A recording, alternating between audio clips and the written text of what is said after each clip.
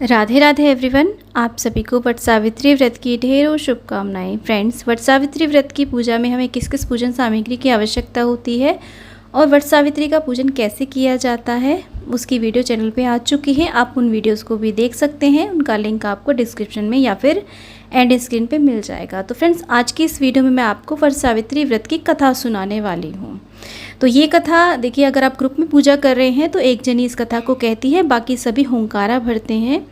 तो कथा जब सभी लोग मिलकर के करते हैं तो वो बहुत ही ज़्यादा अच्छा लगता है उसमें। अगर आप अकेले हैं तो कोई बात नहीं, अकेले भी आप इस कथा को कर सकते हैं। आप चाहे तो हमारी वीडियो को चला करके भी कथा का श्रवण कर सकते हैं। बस ध्यान हमें ये रखना होता है कि कथा सुनते समय एक जल का लोटा आप अपने पास में भर के अवश्य रखें और हाथ में कुछ या तो फूल ले सकते हैं, चावल ले सकते हैं या फिर भीगे काले चने लेकर के कथा सुने। कथा कभी भी खाली हाथ नहीं सुननी चाहिए। तो सबसे पहले बोलिए गणेश भगवान की जय, गौरी मैया की जय, जय वट सावित्री मैया की।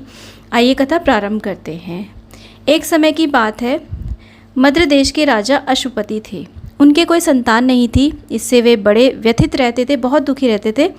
उन्होंने संतान प्राप्ति के लिए सावित्री देवी की पूजा की और विशाल यज्ञ करवाया।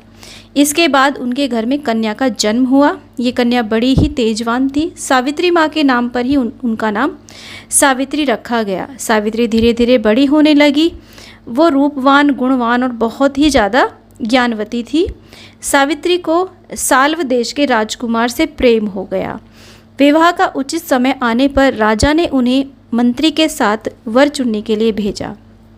जब सत्यवान को वर के रूप में चुनने के बाद वो सब आए तो देवर्षि नारद ने राजा को बताया कि सत्यवान एक अल्पायु युवक है और जल्दी ही उसकी मृत्यु हो जाएगी। ये जानकर पिता ने पुत्री से कहा कि कोई दूसरा वर चुन लो।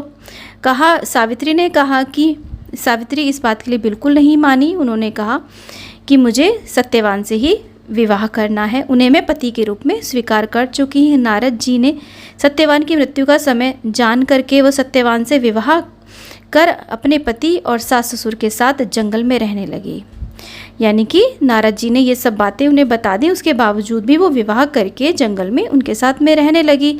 सत्यवान की मृत्यु का समय जब निकट आ पहुंचा तो सावित्री ने 3 दिन पहले उपवास और प्रभु का ध्यान करना शुरू कर दिया। नारद मुनि द्वारा कथित निश्चित तिथि पर पितरों का पूजन किया। जिस दिन उनकी मृत्यु होने वाली थी उस दिन उन्होंने पितरों का पूजन किया। हर दिन की तरह सत्यवान उस दिन भी लकड़ी काटने जंगल चले गए। साथ में सावित्री भी गई। लकड़ी काटते हुए अचानक सत्यवान अचेत होकर के गिर गए।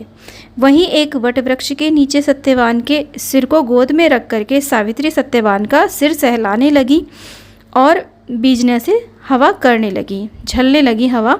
तभी यमराज सत्यवान के प्राण ले जाने लगे। सावित्री भी उनके पीछे पीछे चल पड़ी। उन्होंने उनके शव को वट वृक्ष के नीचे पत्तों से ढक करके सुरक्षित रख दिया।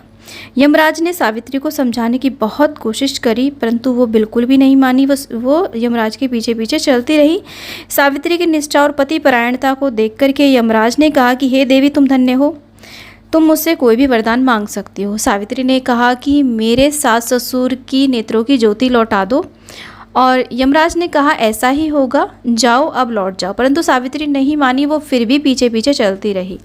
यमराज बोले कि एक और वरदान मांग लो, परंतु तुम यहाँ से लौट जाओ। सावित्री बोली, हमारे सास ससुर का जो राज्य है वो छिन गया है, उसे आप पुनः वापस उन्हें दिलवा दो।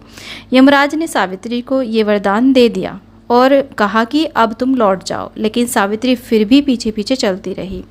यमराज ने सावित्री से तीसरा वरदान मांगने को भी कहा। इस पर सावित्री ने 100 संतानें और सौभाग्य का वरदान मांगा। यमराज ने ये वरदान भी सावित्री को दे दिया।